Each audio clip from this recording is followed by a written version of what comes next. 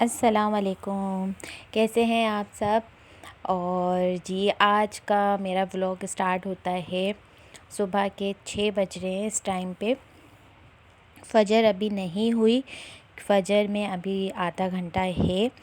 और सबसे पहले मेरी वैसे मॉर्निंग जो है ना सुबह 5 बजे हो जाती है। मेन मसला एक तो गैस का है, क्योंकि गैस हमारे यहाँ होती नहीं है। सुबह के टाइम पे होती है और जी 6:30 के टाइम पे गैस चले जाती है।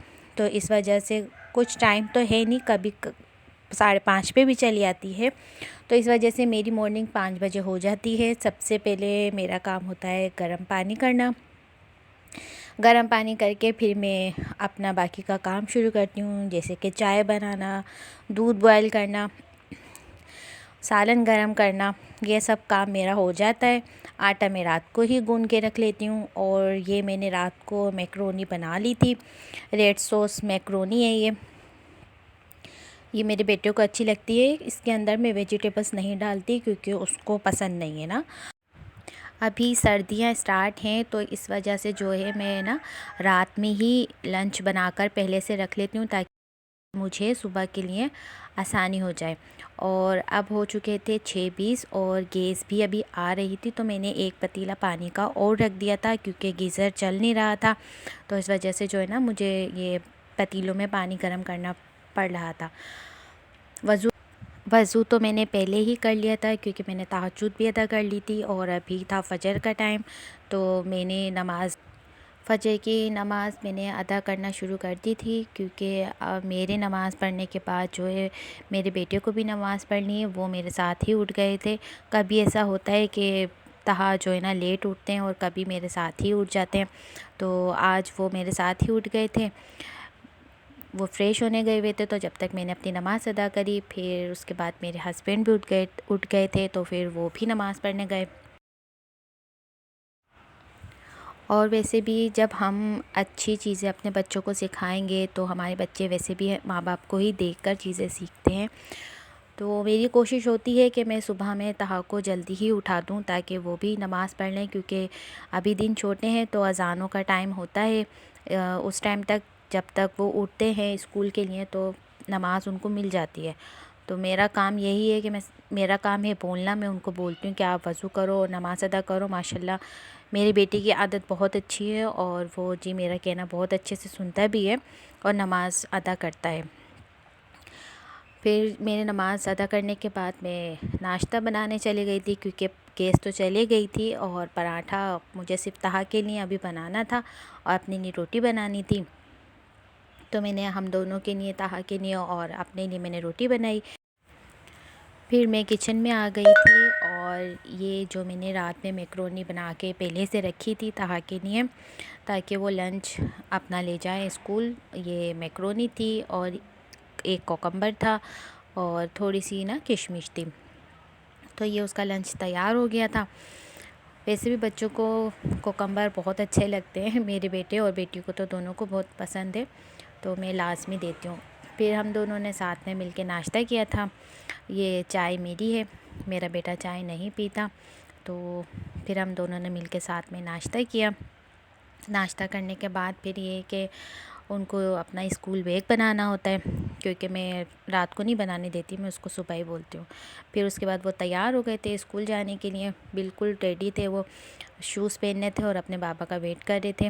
उनके बाबा गाड़ी बाहर निकाल रहे थे कि जब तक मैं गाड़ी बाहर निकालता हूँ आप आ जाओ। तो बस उनको शूज़ पहनना है और स्कूल चले जाना है।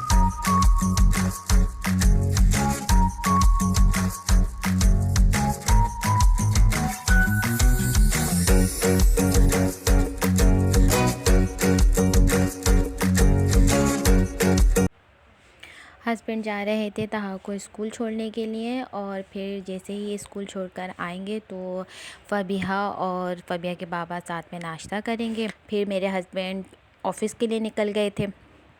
यही टाइम दोनों का आगे पीछे होता है, एक का 8:30 है, एक का 8 बजे का टाइम है।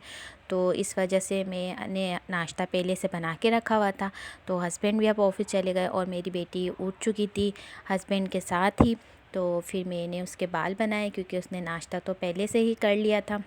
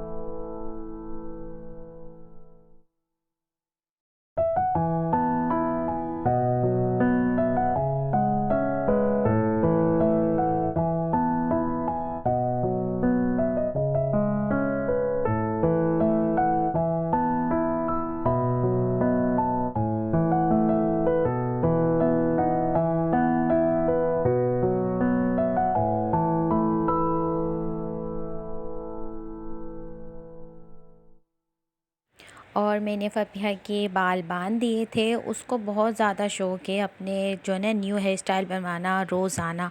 अगर मैं सुबह ना भी बांधूँ ना तो वो ख़ुद भी अपने हेयर स्टाइल बनाती ही रहती है। कभी कहीं पिन लगाना बालों में, कभी कुछ हेयर स्टाइल बनाना होता है। इस एज में बच्चियों को अपने आप को तैयार करने का बहुत ही ज़्यादा शौक़ होता है। और मेरी दूसरी रूटीन ये होती है तहा को स्कूल भेजने के बाद कि मुझे जो है फ़बिया को ट्यूशन का काम करवाना होता है। और सबसे अच्छी बात यह है कि वो मुझे बिल्कुल तंग नहीं करती काम करने में।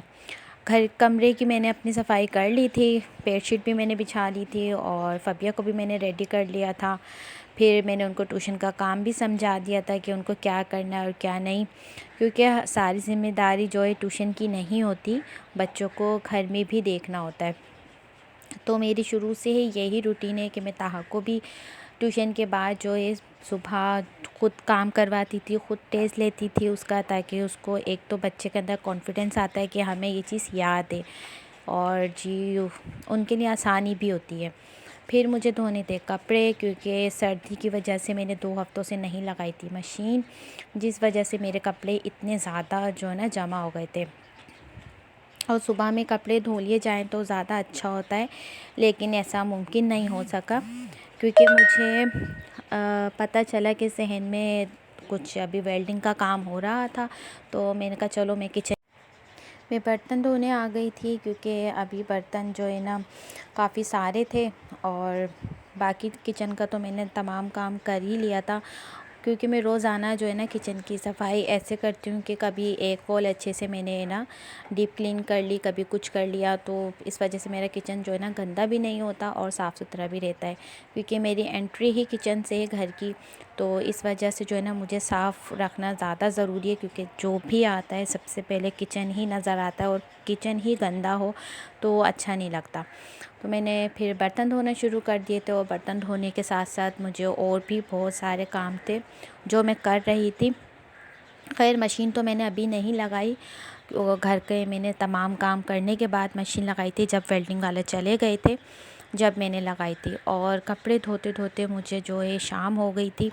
खाना तो मैंने पहले ही बना लिया था, क्योंकि मैंने आपको बताया कि जैसे कि गैस हमारे यहाँ होती ही नहीं है, रात में आती है, कोई टाइमिंग है नहीं, रात को भी 12:30 बजे के बाद आती है, जिस वजह से मैं रात में ही खाना बनाती हूँ। और हल्की फुल्की सब्ज़ी होती है तो वो तो मैं सिलेंडर पे ही बनाती हूँ, लेकिन हाँ जब मुझे गोश्त बनाना होता है तो मैं रात में बना लेती हूँ। तो इस वजह से मैंने रात में खाना बना लिया था, तो मुझे आसानी थी। और अब कपड़े भी मैं ना मशीन में डाल कर आ गई थी। मैंने देखा जाकर वेल्डिंग वाले चले गए थे, तो फिर मैं कपड़े मशीन में डाल कर आ गई थी। जब तक कपड़े भी चल रहे थे मशीन के अंदर और मेरा बाकी काम भी हो रहा था। ये टाइम जो है दोपहर का हो चुका था, तकरीबन 1:30 बजे का, क्योंकि अज़ानें शुरू हो गई थी। इसके बाद मैंने नमाज़ अदा करी, क्योंकि नमाज के बाद ही मेरा बेटा स्कूल से आता है।